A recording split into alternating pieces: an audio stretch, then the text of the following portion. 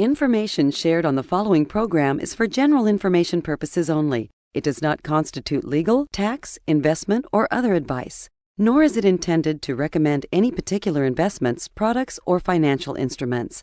Always seek advice from your financial advisor, attorney, or accountant with regard to investment, legal, or tax questions.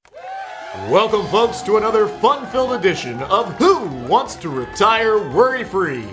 Today's contestants are Aaron Orender from Standiford Field, Derek Hudson from Paducah-tropolis, and Mary Beth Combs from East Virginia.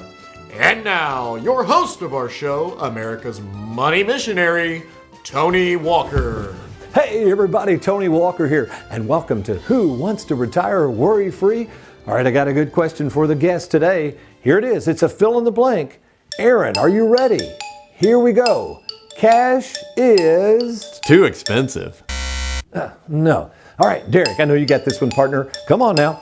Cash is... not as good as Bitcoin. It's always about Bitcoin, Derek. And finally, our newest contestant, Mary Beth. Come on, let's hear it, Mary Beth. Cash is... it's overrated. The correct answer? Cash is king.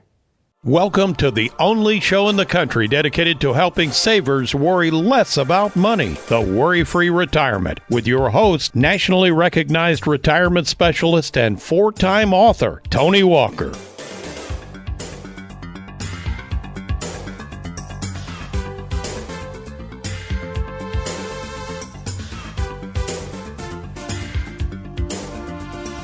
Cash.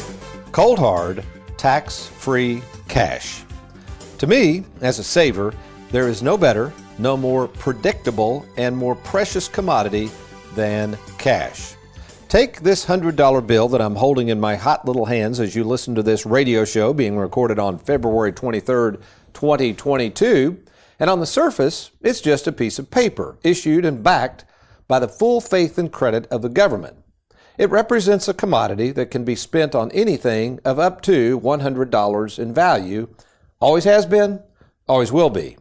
And while one might argue that this $100 bill doesn't buy as much as it used to, which is true, it still is considered by most savers as the best, the most universal form of exchange for goods and services there is. Heck, even my granddad loved cash. Why did he love it so much? Because, as he always said, it's the one asset that always fits and is always the right color. Yet, there's an important question savers must ask themselves. How much of this cold hard tax-free cash should one keep on hand in retirement? Especially given the fact that nobody is willing to pay you any interest on your money to keep it liquid. And while I agree it is very frustrating to earn a whopping 0.5% over at the local bank, let's face it, nobody knows when the next time your car is going to break down, your home needs repairing, your home needs remodeling, a child or grandchild needs financial assistance.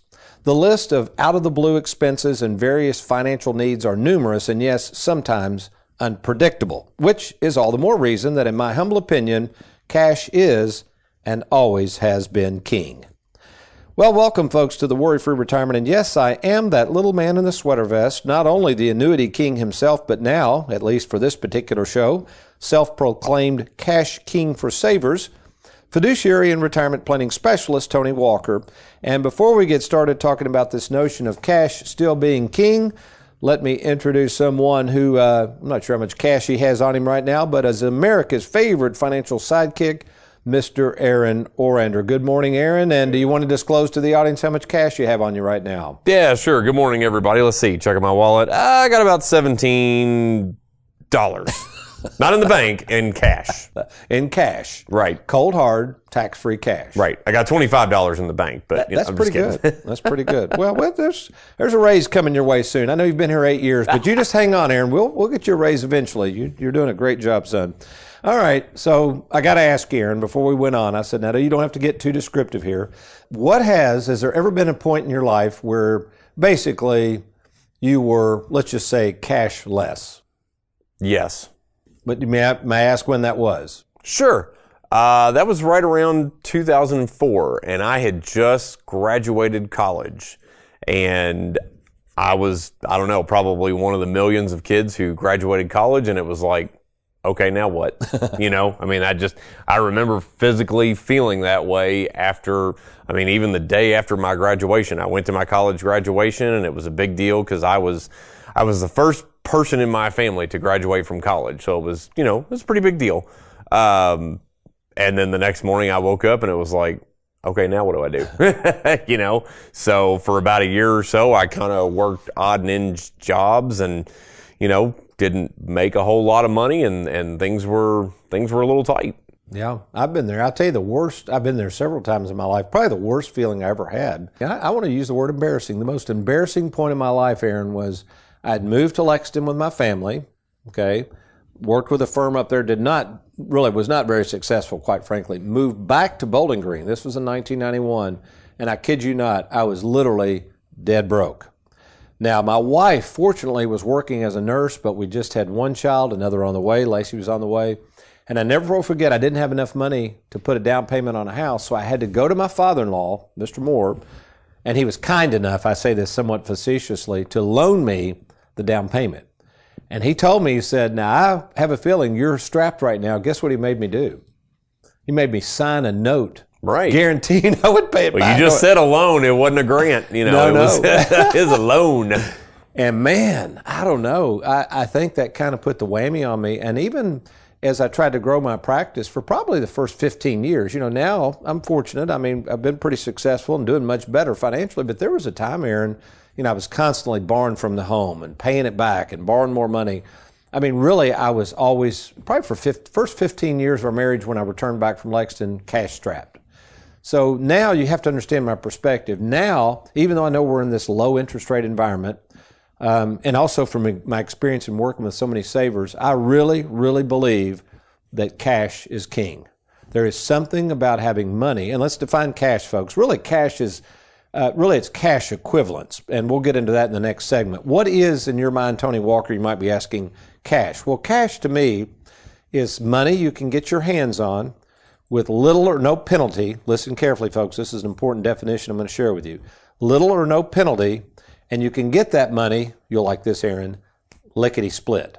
What's that mean to you when I say lickety-split? Lickety-split means it happened yesterday. That's it's right. Fast. Now. Yeah, not going to wait 40 days, 50 days, not going to wait for the stock market to climb its way back out of the abyss. And we call this liquidity. So when I come back, we're going to talk about the importance of liquidity in your retirement game plan, why I believe that cash is still king and will always be king for savers, and then also something that's going to surprise you. The number of large, very, very successful companies and how much cash they keep on hand and what we can learn from them. You're listening to The Worry-Free Retirement. I'm Tony Walker. I'll be right back.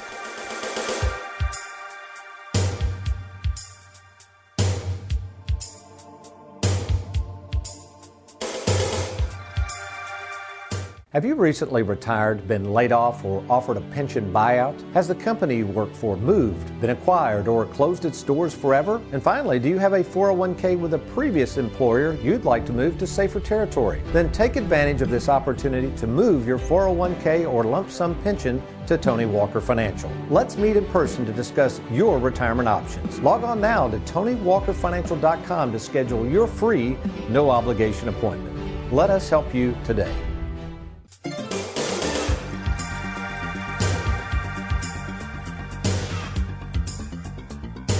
Welcome back to the Worry-Free Retirement. Our theme, if you're just now joining us, is cash, yes, is still king. And also, since this is a retirement planning show, the idea of having plenty of what we call in this business liquidity.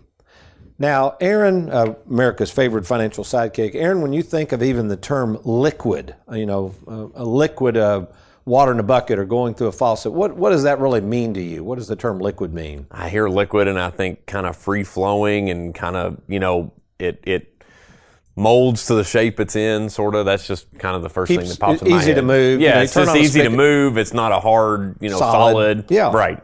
So that's what we mean, folks, by liquid. Money that you have accessible to you, that's easy to get your hands on, as we say, lickety-split.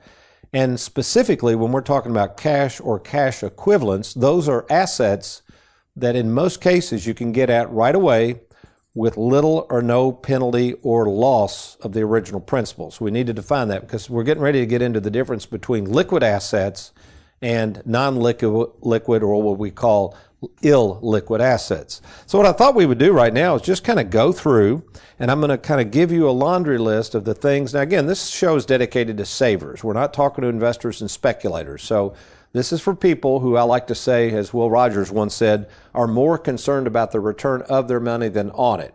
And again, while we do a lot of money with Charles Schwab and we can put people's money in mutual funds and ETFs and stocks and bonds, and we can try to take a position of risk with that money, the vast majority of our clients want the vast majority of their money safe. And then there's a portion of that money they want what we call liquid.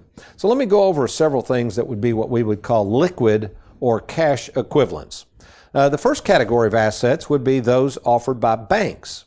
And again, I realize this. It is very frustrating. It's really not the bank's fault. It's the Fed's fault. But the Federal Reserve setting these rates too low, in my opinion, it's really ruined the economy in so many ways. But basically, these low interest rates do not allow savers to run down to the bank like they did years ago and get 6-7% CDs. They're just not available. So instead of getting 6 or 7%, you're getting 0.5 or whatever they're offering. But there's still a reason you might want money in the bank for liquidity. So those instruments would be checking accounts, they're fine. Savings accounts, they're fine by me. Money market accounts, and then finally certificates of deposit. So those are the main instruments you can get from banks.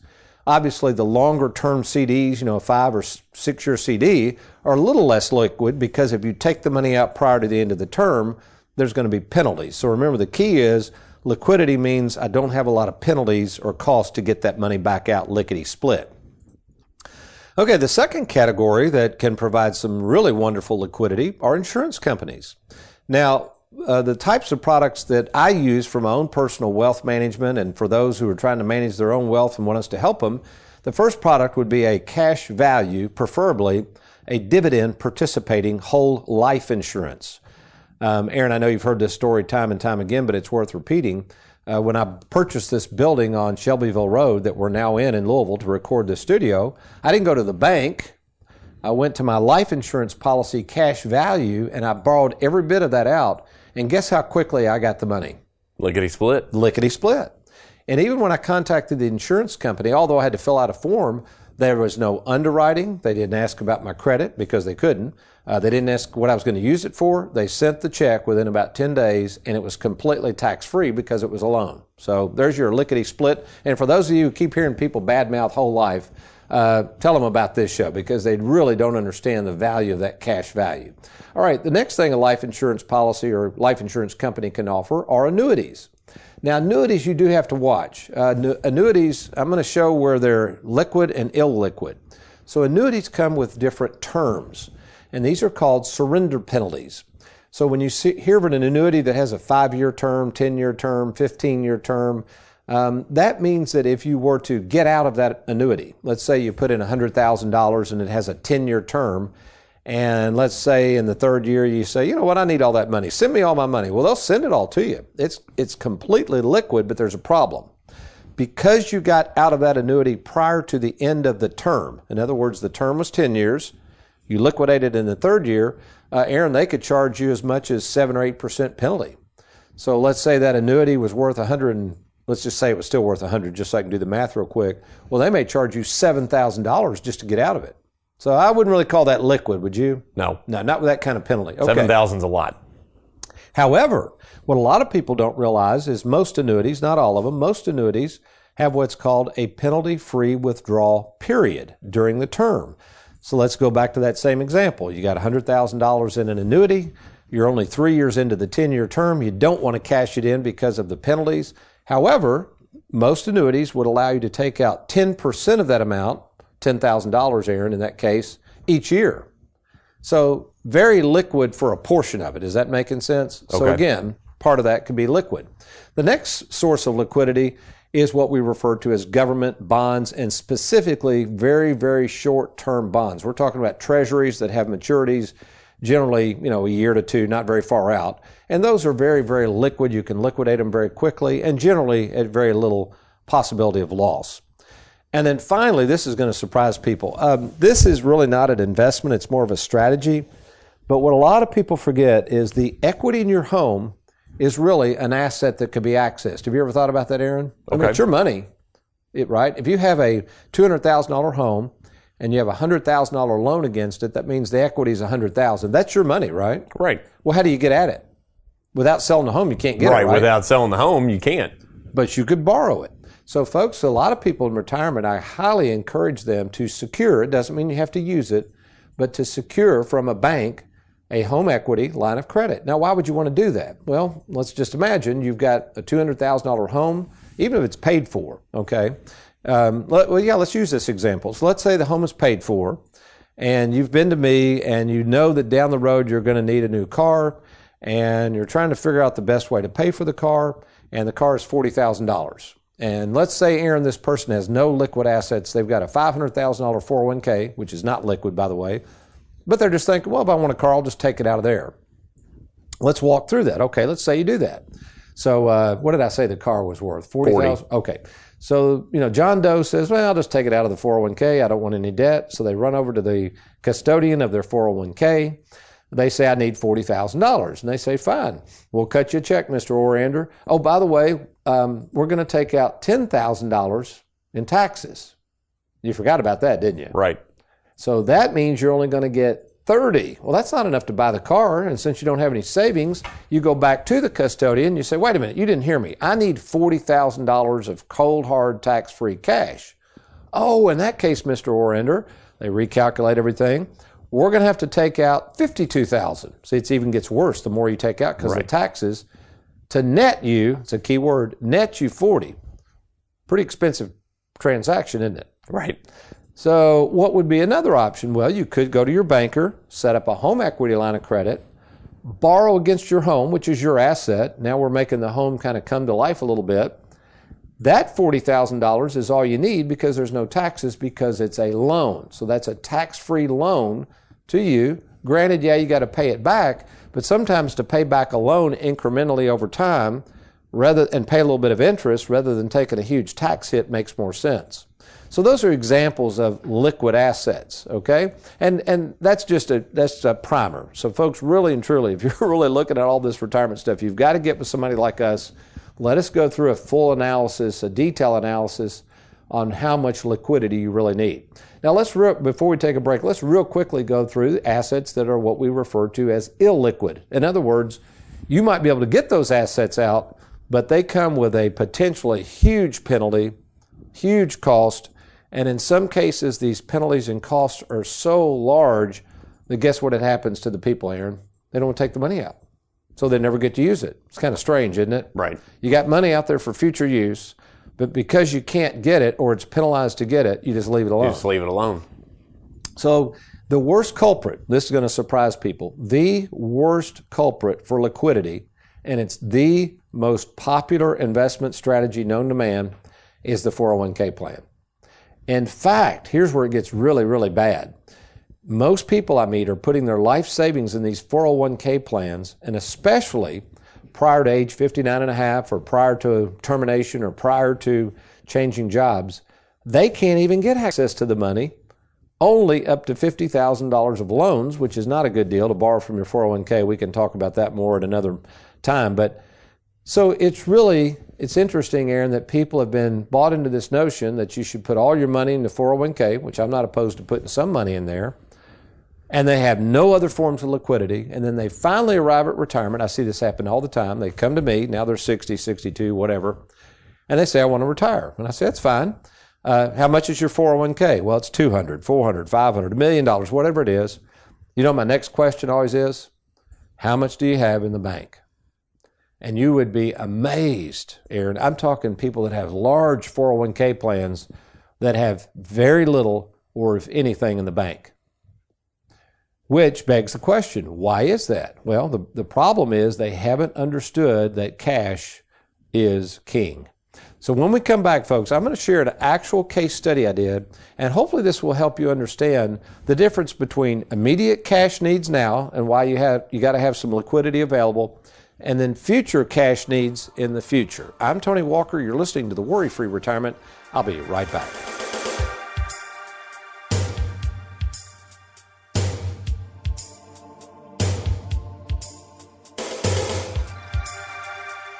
Who can you trust? It's one of the most important decisions you'll have to make. Question is, are you ready? Well, we're here to help at Tony Walker Financial. You know, we care more about you than we do your money, and we have over 2,000 happy clients and an A-plus rating with the Better Business Bureau to prove it. Rolling over a 401k, confused about Social Security, maybe you're afraid of running out of money. Learn how to use and enjoy and protect your hard-earned money. Log on now to TonyWalkerFinancial.com and let's get started. With the stock market at all-time highs and our nation's debt through the roof, there's a lot of uncertainty out there. Now may be the best time to safeguard more of your 401k.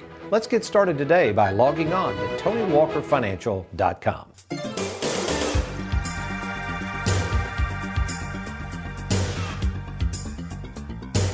Welcome back, everyone. I am America's favorite financial sidekick, Mr. Aaron Orender, and I just want to remind everybody, if you are just now tuning into this radio show and think, man, I wish I would have caught it from the beginning, no problem at all, folks. We've got you covered. We've been thinking. We thought ahead.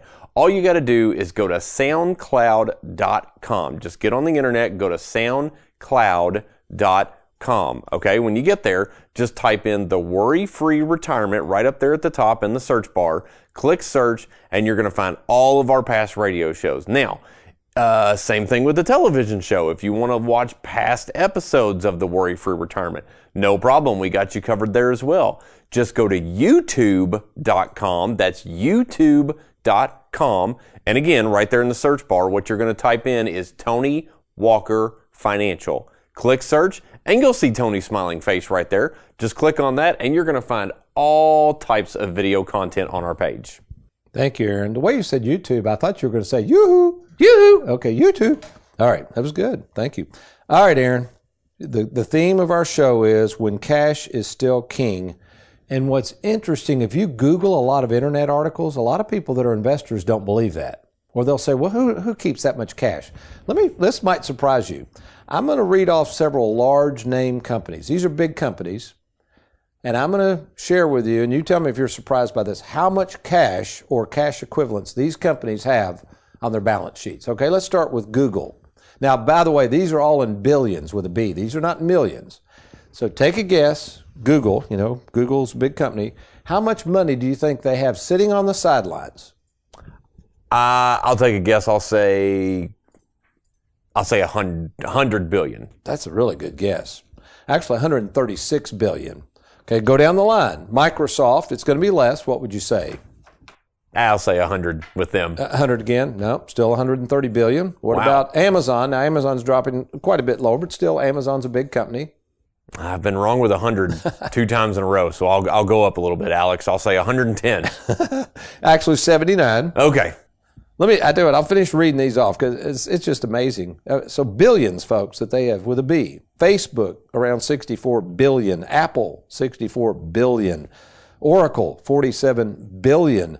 Berkshire Hathaway, that's Warren Buffett. Warren Buffett's a big investor. How much does he have languishing around, waiting for his next opportunity? 42 billion. And finally, this gets a little closer to home up here in Louisville, Ford Motor Company, as of last account that we found, about $41 billion. So, folks, here's the thing. If it's good enough for companies to have cash sitting around just in case to meet contingencies, emergencies, and I know we're not businesses trying to always be out investing things, but the point is, I truly believe this, cash is king. So how do we, as retirement planning specialists, how do we look at somebody's situation and try to size up for them as they approach retirement and go into retirement as retirement planners? How do we size up for them the appropriate amount? Again, there's always appropriate amounts. The appropriate amount of what we call cash liquidity, cash equivalents to have on hand. Well, let's take a look at that right now. And I'm going to read you kind of a sample case. Let me give you the parameters here as we close out the show. This is going to be interesting. All right. And these are the typical people I meet. All right. This is a couple age 64. She is already retired. She worked as a school teacher. He's getting ready to retire next year. She doesn't really have a 401k. She's under a pension of $2,500 a month. Incidentally, she elected the life-only pension, meaning when she dies, not if, when she dies, that's gone. No survivor benefit. Also, being a teacher in the state of Kentucky, she is not going to be eligible for much Social Security, if anything at all, under the windfall provisions. So that's not good. He has a $500,000 401k. They have about $30,000 in the bank. This is happening more and more, Aaron. People are starting to receive inheritances. First time in history, I mean, I've been doing this 37 years, that I'm starting to consistently see my age range, you with me, 55, 65, receive inheritances. Why do you think that is? Why do you think this is the first generation that's starting to receive decent amounts of money all of a sudden from their parents? Well, because their parents were taught to save, save, save, and they just have these, $500,000+ 401ks just sitting around. That's right. My grandfather, when he died, he had very little of anything because the generation before them pretty much lived on pension and Social Security. So yeah, folks, that's another thing too. You might want to be talking with your parents or be realistic about the thought that there is a possibility you could inherit money. Now, these people in this example did inherit $150,000, and I call that found money. They weren't really planning on it. So what they did is they paid off their home, which I think probably is a smart move. They took tax-free money, paid off their home. From a cash flow standpoint, they don't have a house payment. They did start a 529 plan for one of their grandchildren who won't be starting college for a while. They got $10,000 there. Let's see, they've got their youngest daughter is getting married. They'll need about $20,000 for that. She's getting married later this year. Let me see what else we got on here. Oh, this is interesting. Happened the other day, Aaron. A person's getting ready to retire. He loses his company car. So what's he going to have to run out and buy now? He's going to have to buy a $40,000 car that costs $52,000. There you go. He's got to have a car. Also, their kitchen, they want to stay in their current home for now, but their kitchen needs to be remodeled. That's another $30,000. Yeah, minimum $30,000 for a car I put here. I'm just coming up with rough numbers. They want to be able to travel on a regular basis. Their budget on that's about $10,000 a year. And this was the funny part. And they recently shared with me that they attended a dinner seminar. And after meeting with the nice advisor, he suggested, I can't believe that anybody would do this, but he suggested take all of their money, $500,000, and roll it into a bonus annuity, and basically told them that that's all they would need to do because of no risk. So here's the situation. Here's the problem here. We only have $30,000 of cash. And here's some of the things they know they're going to need right away. They're going to need to fund their daughter's college of $20,000. They're going to need to buy a car of roughly $30,000. They're going to need money to fix up a kitchen of roughly $30,000. And the question is, where are they going to get this money? It's not there. They don't have it. So therein lies the problem. And then what's happened is if they go and invest all this money in an annuity, and again, folks, we're huge fans of annuities. We love annuities. But through our split IRA concept over the years, as we've watched thousands of people's retirement play out, what we've learned is it's okay to have a good portion of your money in annuity possibly, or some of your money, but you don't want to put all that money in there because in this case, assuming it's a bonus annuity, this thing's going to have a huge surrender charge, meaning what? That there's not going to be much access to the money. So that's not going to be a good place to take money out. In fact, in the first year, Aaron, you can't even take money out of an annuity. So these people are landlocked. And the only option they have, assuming they went on with this annuity, is they're going to have to borrow money back out of the home, which kind of sounds contradictory. You see what I mean? Because they just got through paying it off. So folks, here's the thing. This is a typical example I see. Yesterday, I had over 20 appointments in our Louisville office. If you meet with me, if you talk to me, you're not just talking to somebody who flippantly is going to give you some advice or toss you into a product that you don't understand or maybe potentially is illiquid. What you've got with me is somebody who's personally met with over 15,000 savers, someone who's been in the financial trenches for more than 37 years, and most importantly, has a team of fiduciaries and well-trained staff that can help you along retirement's journey. So if you don't have someone you can trust with your money, somebody who's dedicated to the field of retirement planning, why don't you do this right now? Why don't you log on to TonyWalkerFinancial.com, TonyWalkerFinancial.com, and click on that Let's Get Started button, and we can set up a time to talk by phone or over at Warrants. I'll be happy to meet with you in our Bowling Green, Louisville, or Lexington, Kentucky offices. TonyWalkerFinancial.com, or just give us a call anytime at 877-499-9255. That's 877-499-WALK. Well, we hope you've enjoyed today's program. Next week, we'll look forward to talking to you on the worry-free retirement. But you remember, between now and then, if all else fails, you be worry-free.